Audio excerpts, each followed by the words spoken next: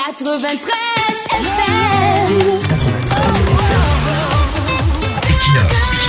Radio.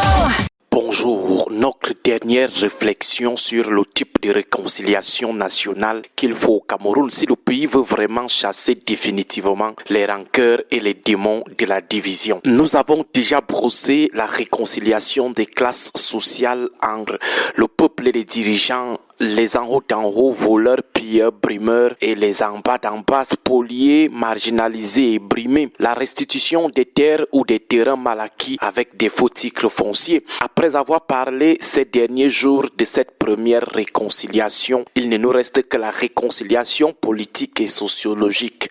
Commençons par le volet politique en posant le curseur sur les années de lutte d'indépendance. Il est important que ceux qui ont commis des exactions pendant cette période et qui sont encore en vie disent finalement la vérité, qu'ils demandent pardon et que justice et réparation soient faites. Par exemple, ceux qui ont participé de près ou de loin à l'exécution des indépendantistes vident leur ventre, que ceux qui ont été témoins de ces crimes libèrent aussi leur ventre, que l'histoire soit déclassifiée et exposée à la portée des familles des victimes et du peuple, qu'il y ait pardon, justice et réparation. Même chose avec les événements du coup d'État manqué de 1984, que ceux qui ont exécuté sommairement des innocents, des militaires et gendarmes innocemment se confessent publiquement, qu'ils racontent comment ils les avaient exécutés, qu'ils donnent les lieux où les corps avaient été enterrés, qu'ils demandent aussi pardon aux familles et à la nation, que la mémoire des victimes innocentes de ce coup d'État du 6 avril 1984 soit honorée, que leurs familles soient indemnisées, que les exécutants et les donneurs d'ordre se mettent à la disposition de la justice, que ceux qui ont été mis injustement en prison ou envoyés en exil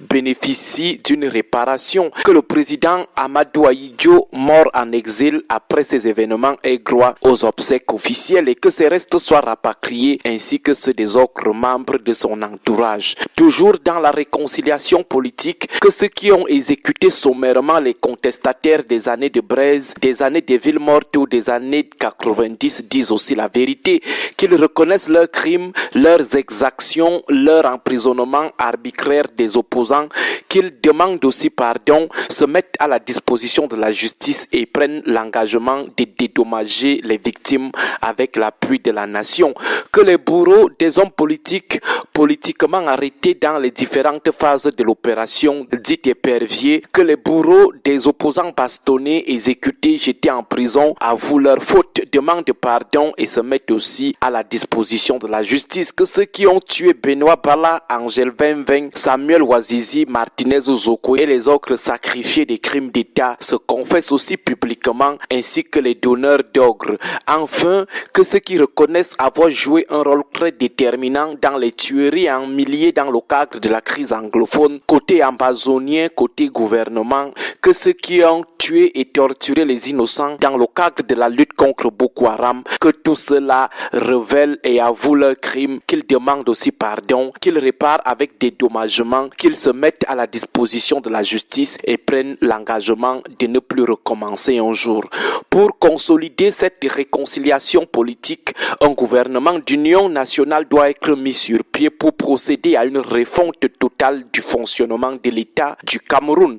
Quant à la réconciliation sociologique ou des composantes sociologiques, les promoteurs des replis identitaires et de la stigmatisation qui ont marqué l'histoire du Cameroun doivent passer publiquement aux aveux complets. Ceux ayant initié ou instigé des mini-génocides et autres tensions entre communautés soldées par des pertes en vies humaines demandent aussi pardon. Il en est de même des promoteurs de la privatisation tribale, ethnique, ethno-régionale ou ethno-linguistique des postes de nomination et d'élection de l'État du Cameroun, qu'ils se mettent aussi à la disposition de la justice avec des réparations à la clé. Concernant la dévolution du pouvoir, en attendant que la nation consolide le Vox Populi Vox Dei, avant que la nation ne consolide l'allocation équitable des ressources à toutes les régions, que la discrimination positive soit de rigueur pour arrêter la marginalisation. l'intégration communautaire doit atteindre le sommet de l'État en respectant par exemple l'axe nord-sud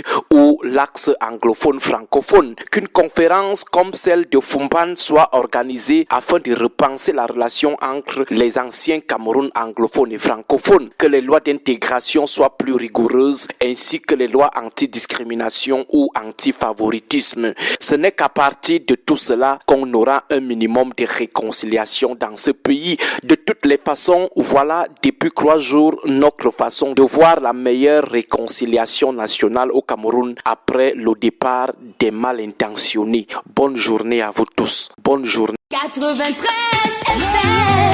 93 FM. Equinox. Radio.